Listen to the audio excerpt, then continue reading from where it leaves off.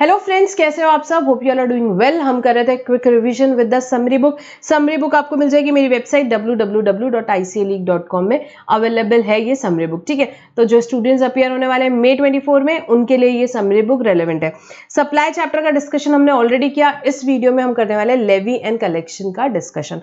बेटा YouTube channel subscribe नहीं किया तो क्या कर लो, फटाफट क्विकली सब्सक्राइब कर लो। अब लेवी एंड कलेक्शन का डिस्कशन शुरू करेंगे। आपकी यहाँ पे समरी बुक में अमेंडमेंट के टैब्स दिए हैं बेटा। अमेंडमेंट्स बिल्कुल ध्यान से पढ़ने हैं हमको, क्योंकि एग्जाम में काफी बार अमेंडमेंट्स पे काफी क्वेश्चंस आते हैं। ठीक है, तो समरी बुक में जहां जहां मई 24 के लिए अमेंडमेंट्स है, सभी जगह अमेंडमेंट के टैब्स दिए हुए हैं। अभी हम क्या करने वाले हैं, यहाँ पे स्टार्ट करें लेवी एंड कलेक्शन का quick revision. With in states of India, यहाँ पे अगर स्टेट्स ऑफ इंडिया में विद इन सप्लाई होता है, टैक्स कौन सा लगता है? इंट्रा स्टेट सप्लाई होता है मैम। टैक्स लगता है CGST plus SGST. Inter state supply के केस में टैक्स लगता है IGST. 3 union territory Delhi, Pondicherry and Jammu and Kashmir, Delhi, Pondicherry, Jammu Kashmir, उनके विद इन सप्लाई होता है तो टैक्स कौन सा लगता है? सीजीएसटी प्लस एसजीएसटी, क्योंकि उनका खुद का स्टेट लेजिस्लेचर है। बट यहाँ पे अगर इंटर यूनियन टेरिटरी हो रहा है, या दिल्ली या जम्मू कश्मीर या पौंडीचेरी से आप किसी स्टेट में सप्लाई करते हो, तो टैक्स क्या लगता है? आईजीएसटी लगता है। उस केस में आईजीएसटी लगता है। बाकी की जो यूनियन टेरिटरी है, कौन सी? अंडमान निकोबार, लक्षद्वीप, लद्दाख, दादरा नागर हवेली, दमन एंड दीव, चंडीगढ़, उस केस में यहाँ पे टैक्स कौन सा लगता है? अगर उनके within supply Andaman Nicobar to Andaman Nicobar, tax कौन सा लगता है? CGST plus UTGST, CGST plus UTGST. But अगर अंडमान निकोबार से लेके दिल्ली सप्लाई कर रहे हो, या अंडमान निकोबार से मुंबई सप्लाई कर रहे हो, तो टैक्स कौन सा लगेगा? आईजीएसटी लगेगा, आईजीएसटी लगेगा। ठीक है, अब इसके बाद में लेवी का सेक्शन क्या है? बड़ा सिंपल सी बात है मैम। सीजीएसटी में सेक्शन 9 है, हमें पता है। आईजीएसटी में सेक्शन 5 है, जो लेवी गवर्न करता है। यहाँ पे लेवी अगर सीजीएसटी का सेक्शन 9 और सेक्शन 5 आईजीएसटी का सेम ही बातें करता है, सिर्फ सीजीएसटी का सेक्शन 9 लेवी ऑफ सीजीएसटी की बात करता है, और यहाँ पे आईजीएसटी का सेक्शन 5 लेवी ऑफ आईजीएसटी की बात करता है, लेवी ऑफ आईजीएसटी की बात करता है। अब सीजीएसटी किस पे लगता है मैम? इंट्रा स्टेट सप्लाई पे, चाहे गुड्स की चाहे सर्विसेज की, चाहे गुड्स की चाहे सर्विसेज की टैक्स यहाँ पे लेवी सेक्शन 9 क्या करता है? इंट्रा स्टेट सप्लाई के केस में बताता है। आईजीएसटी इंटर स्टेट सप्लाई के केस में बताता है। यहाँ दोनों भी कलेक्ट करके पे कौन करता है? टैक्सेबल पर्सन को रिस्पॉन्सिबिलिटी दी गई है, टैक्सेबल पर्सन को रिस्पॉन्सिबिलिटी दी गई है यहाँ पे। बट हर एक केस में क्या है? Alcoholic liquor for human consumption is outside GST, outside GST, वो है ही नहीं। लेवी सेक्शन से ही बाहर कर दिया है किसको? Alcoholic liquor for human consumption को। ट्रांजैक्शन वैल्यू क्या रहेगी? सेक्शन 15 ऑफ सीजीएसटी एक्ट के हिसाब से क्या रहेगी? ट्रांजैक्शन वैल्यू रहेगी, वो वैल्यू जिसपे जीएसटी लगेगा। सेक्शन 15 के हिसाब से निकालेंगे, हमने वैल्यूएशन के चैप्टर में पूरा देखा था। रेट मैक्सिमम क्या रहेगा? सीजीएसटी का 20% मैक्सिमम रेट हो सकता है, एसजीएसटी का 20%, और मैक्सिमम रेट आईजीएसटी का क्या हो सकता है? 40% हो सकता है। ये मैक्सिमम रेट दिया हुआ है। पीएचएमएनए हमारी मेमोरी टेक्निक थी। क्या पीएचएमएनए वाले आइटम में ये क्या बात कर दी इन्होंने? पीएचएमएनए वाले आइटम में टैक्स जो है वो नोटिफाइड डेट से लगेगा। Supply on which tax to be levied from notified date. Government ने बोली भाई नहीं नहीं नहीं, पीएचएमएनए मतलब petroleum crude, high speed diesel, motor spirit, natural gas, aviation turbine fuel, इस पे जीएसटी अभी नहीं लगेगा। इस पे क्या लगेगा? जो पहले टैक्सेस लग रहे थे वही लगेंगे, और फ्रॉम अ नोटिफाइड डेट इस पे जीएसटी लगेगा। जो पहले टैक्सेस लग रहे थे मतलब इनके मैन्युफैक्चरिंग या प्रोडक्शन पे एक्साइज, इनके मैन्युफैक्चरिंग या प्रोडक्शन पे क्या लगेगा भाई? सेंट्रल एक्साइज लगेगा। और इनके सेल पे क्या लगेगा? In case of intra state sale VAT, in case of inter state sale CST लगेगा। तो अभी तक भी इन पे जीएसटी नहीं लगता है, इन पे GST from a notified date लगेगा। ठीक है, सो पीएचएमएनए आइटम में नोटिफाइड डेट से लगेगा, और alcoholic liquor for human consumption तो क्या बात है भाई, वो तो outside the GST, outside the GST है। उसके बाद क्या आया यहाँ पे? 9394 हमने पढ़ा था, क्या आपको याद है क्या? Reverse charge. नोटिफाइड गुड्स में भी, नोटिफाइड सर्विसेज में भी, गुड्स में भी सर्विसेज में भी, कौन से नोटिफाई करेंगे हम? नोटिफाइड गुड्स और सर्विसेज के केस में क्या बोला? यहाँ पे टैक्स रिवर्स चार्ज पे करेगा। रिवर्स चार्ज में टैक्स कौन पे करता है? रिसिपिएंट टैक्स पे करता है मैम, रिसिपिएंट टैक्स पे करता है। 93 ने भी यही बात बोला, और 53 ने भी यही बात बोला, और 94 और 54 ने क्या बोला? उसने बोला कि भाई यहाँ पे गुड्स और सर्विसेज, टैक्सेबल गुड्स और सर्विसेज जब आप अनरजिस्टर्ड पर्सन से लेता है, कौन? Class of registered person, unregistered person से लेता है कौन, क्लास ऑफ रजिस्टर्ड पर्सन, क्या स्पेसिफाइड कैटेगरी ऑफ गुड्स और सर्विसेज, तो टैक्स कौन पे करेगा, यहाँ पे ये जो class of registered person recipient रहेगा ये टैक्स पे करेगा, 94 या 95 में नोटिफाई करेंगे। उसके बाद क्या आया, उसके बाद आया 95 की बात करो या 55 की बात करो, 95 की बात करो या 55 की बात करो, क्या बोलते हैं कि भाई अगर यहाँ पे हम नोटिफाई करेंगे क्या, category of services not goods, mind my word, क्या कैटेगरी ऑफ सर्विसेज हम बताएंगे जो अगर ईसीओ के थ्रू सप्लाई की गई है तो टैक्स कौन पे करेगा, यहाँ पे ईसीओ पे करेगा, ईसीओ पे करेगा। अगर ईसीओ लोकेटेड है टैक्सेबल टेरिटरी में तो ईसीओ पे करेगा, ईसीओ लोकेटेड ही नहीं है, फिजिकल प्रेजेंस ही नहीं है उसके टैक्सेबल टेरिटरी में, तो जो भी पर्सन रिप्रेजेंट कर रहा है ईसीओ को वो टैक्स पे करेगा। यहाँ पे वो है भी नहीं फिजिकल प्रेजेंस और उसका कोई रिप्रेजेंटेटिव भी नहीं है, तो भाई अपॉइंट कर ले किसी को, अपॉइंट कर ले किसी को जो टैक्स पे करेगा, जो टैक्स पे करेगा, ठीक है। तो क्या है यहाँ पे 95 या 55 ने क्या बोला कि भाई गवर्नमेंट क्या करेगी, नोटिफाई करेगी कैटेगरी ऑफ सर्विसेज जो अगर ईसीओ के थ्रू सप्लाई कर रहे हो तो ईसीओ टैक्स पे करेगा, तो ईसीओ टैक्स पे करेगा, ठीक है। और इंपोर्ट्स के केस में क्या होता है, कोई सीजीएसटी एसजीएसटी नहीं लगता, क्या लगता है, आईजीएसटी लगता है।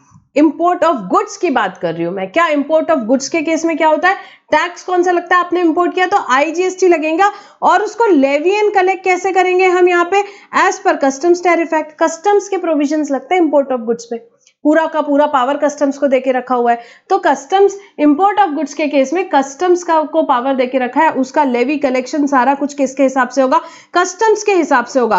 परंतु अभी अमेंडमेंट क्या है, और अमेंडमेंट में क्या बोला कि ऑनलाइन मनी गेमिंग जो है, ऑनलाइन मनी गेमिंग को भाई सेक्शन यहाँ पे जो लेवी हमारा है सेक्शन 5 जो है आईजीएसटी का, उसके हिसाब से ही आप समझ लीजिए उसका लेवी होगा, और उसे इंपोर्ट ऑफ गुड्स जो है ऑनलाइन मनी गेमिंग का इंपोर्ट ऑफ गुड्स कर रहे हो आप, मतलब ऑनलाइन मनी गेमिंग का इंपोर्ट अगर आप कर रहे हो तो उस केस में आईजीएसटी लगेगा without applicability of customs duty.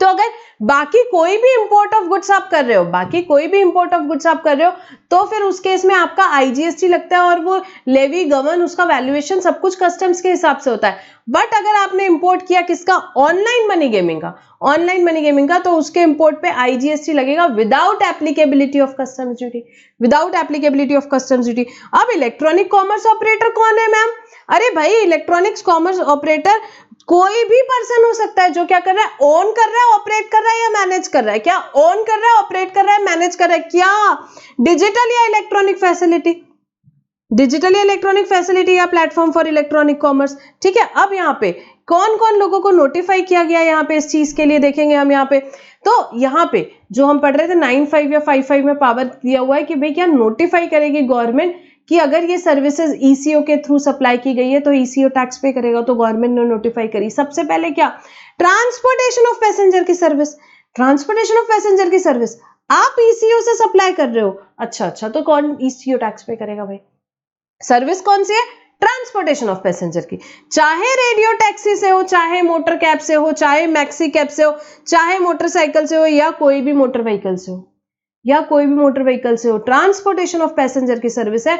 अगर ईसीओ से यहां क्या कर रहे हो, सप्लाई कर रहे हो, तो टैक्स कौन पे करेगा, ईसीओ टैक्स पे करेगा, ईसीओ टैक्स पे करेगा। ओमनी बस को यहां से हटा दिया बेटा, ओमनी बस को यहां से हटा दिया, अच्छा मतलब यहाँ पे ओमनी बस के लिए दूसरी एंट्री ली है, क्या एंट्री इंसर्ट की ओमनी बस के लिए, अच्छा ट्रांसपोर्टेशन ऑफ पैसेंजर कर रहे हो, क्या ओमनी बस से कर रहे हो, अच्छा तो उस केस में क्या बोल दिया कि भाई अगर ईसीओ के थ्रू सप्लाई कर रहे हो तो ईसीओ टैक्स पे करेगा, accept where the person supplying such services through ECO is a company।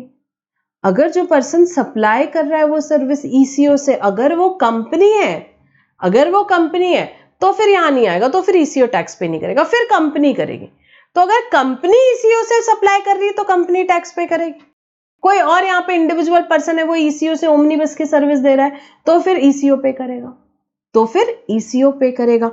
Next accommodation की सर्विस, अकोमोडेशन की सर्विस कहाँ, होटल में, इनमें, गेस्ट हाउस में, क्लब में, कैंपस में, कहीं पे भी करो ना, कोई फर्क नहीं पड़ता।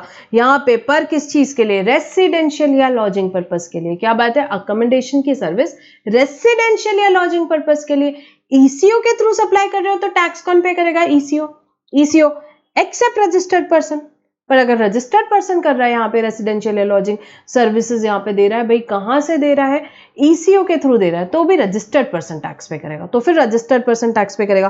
फिर हाउसकीपिंग की सर्विसेज जैसे कि प्लम्बिंग, कारपेंटरिंग, वो भी अगर ईसीओ के थ्रू सप्लाई कर रहे हो तो ईसीओ टैक्स पे करेगा, एक्सेप्ट रजिस्टर्ड पर्सन। अगर रजिस्टर्ड पर्सन सप्लाई कर रहे हो तो रजिस्टर्ड पर्सन टैक्स पे करेगा। रेस्टोरेंट सर्विस सप्लाई कर रहे हो ईसीओ से, अच्छा जोमेटो स्विगी पे तुम्हारा रेस्टोरेंट है लिस्टेड, तुम रेस्टोरेंट सर्विसेज दे रहे हो वहां से, तो टैक्स कौन पे करेगा, जोमेटो स्विगी।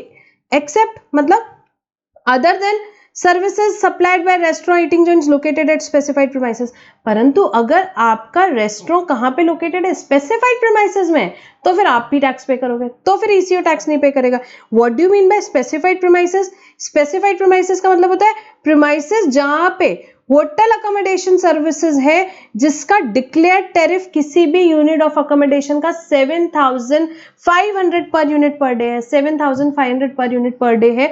तो फिर उस केस में क्या बोल दिया उन्होंने बोल दिया कि भाई उस केस में अगर आपका रेस्टोरेंट है, जैसे कि ताज में आपका रेस्टोरेंट है, ठीक है, स्पेसिफाइड प्रीमाइसेस हो गया ताज, क्योंकि वहां पे क्या है, जो एक डिक्लेयर्ड टैरिफ जो है कोई भी यूनिट ऑफ अकोमोडेशन का, कोई एक यूनिट का भी बोलो तो भले 7,500 से ज्यादा है, फॉर एग्जांपल 10,000 रुपए है एक यूनिट ऑफ अकोमोडेशन का यहाँ पे डिक्लेयर टैरिफ, तो उस केस में अगर आपका रेस्टोरेंट वहां पे है और आप क्या कर रहे हो, ऑनलाइन यहाँ पे किसी ईसीओ के थ्रू सप्लाई कर रहे हो, रेस्टोरेंट सर्विसेज दे रहे हो, तो टैक्स आपके रेस्टोरेंट को ही देना पड़ेगा, टैक्स आपके रेस्टोरेंट को ही देना पड़ेगा, ठीक है, ये है। तो ये सब सर्विसेज क्या है, ये सब सर्विसेज बताई गई है 9(5) में भी, 5(5) में भी पावर दिया गया था गवर्नमेंट को कि आप नोटिफाई करिए सर्विस जिसको अगर ईसीओ के थ्रू सप्लाई करेंगे तो ईसीओ टैक्स पे करेगा। तो गवर्नमेंट ने नोटिफाई करी ये सब सर्विसेज अगर ईसीओ से सप्लाई करते हो तो ईसीओ टैक्स पे करता है, ईसीओ टैक्स पे करता है, ठीक है, सिंपल सी बात है। इसके बाद नेक्स्ट एक क्लैरिफिकेशन आया, भाई बड़े सारे रेस्टोरेंट थे यहाँ पे, तो यहाँ पे बड़ा कंफ्यूजन चल रहा था मार्केट में ईसीओ के रिगार्डिंग, तो गवर्नमेंट ने बड़ा सिंपल सा क्लैरिफिकेशन दिया, ईसीओ को बोला भाई आपको टीसीएस कलेक्ट करने की कोई जरूरत नहीं है, यहाँ पे जो भी रेस्टोरेंट सर्विसेज आपके थ्रू सप्लाई हो रही है जिसपे आप टैक्स पे कर रहे हो, आपको टीसीएस कलेक्ट करने की जरूरत नहीं है, आप तो पूरा का पूरा टैक्स ही पे कर रहे हो, आपको सेपरेट रजिस्ट्रेशन लेने की जरूरत नहीं है। अगर रेस्टोरेंट सर्विसेज आपके थ्रू सप्लाई हो रही है आपको कोई सेपरेट रजिस्ट्रेशन लेने की जरूरत नहीं, आपको टैक्स पे करना है। जो रजिस्टर्ड सर्विसेज आपके प्लेटफॉर्म के थ्रू सप्लाई हो रही है, यहाँ पे हम जो नोटिफाई कर रहे हैं, आपको क्या करना है, टैक्स जरूर पे करना है। किसके एग्रीगेट टर्नओवर में इंक्लूड करेंगे, तो भाई जो रेस्टोरेंट वाला है उसी के एग्रीगेट टर्नओवर में इंक्लूड करेंगे, ईसीओ के नहीं, ठीक है। एग्रीगेट टर्नओवर बहुत सारी जगह यूज आता है, तो किसके, रेस्टोरेंट सर्विस वाले के एग्रीगेट टर्नओवर में इंक्लूड करना है हमें। उसके बाद में ईसीओ के लिए कोई इनवर्ट सप्लाई नहीं है, इसे कोई inward supply liable for RCM नहीं माना जाएगा, यहाँ पे कोई आईटीसी भी रिवर्स करने की जरूरत नहीं है ईसीओ को यहाँ पे।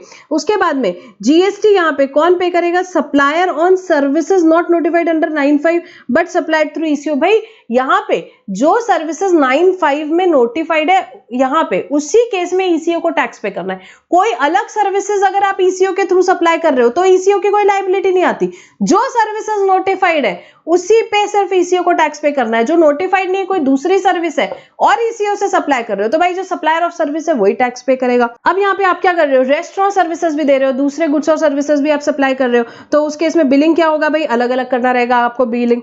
Eco to raise invoice in respect of restaurant services supplied through ECO, ECO को क्या करना है, इनवॉइस रेज करने की रिस्पॉन्सिबिलिटी दी हुई है, जो भी रेस्टोरेंट सर्विसेज उसके थ्रू सप्लाई हो रहे हैं उसमें ईसीओ इनवॉइस रेज करेगा। सो ये एक सिंपल सा क्लैरिफिकेशन है, जस्ट एक बार रीड कर लेना है। एंड क्विकली हमने कंप्लीट किया क्या, लेवी एंड कलेक्शन का रिवीजन। सो बेटा यहाँ पे हम कंप्लीट करते हैं रिवीजन बुकलेट आपके पास नहीं है तो आपको डाउनलोड करना है कहां से, मेरी वेबसाइट www.icleague.com से, और क्या कर लो भाई, यूट्यूब चैनल सब्सक्राइब कर लो। सो बेटा will stop our discussion over here, thank you for now.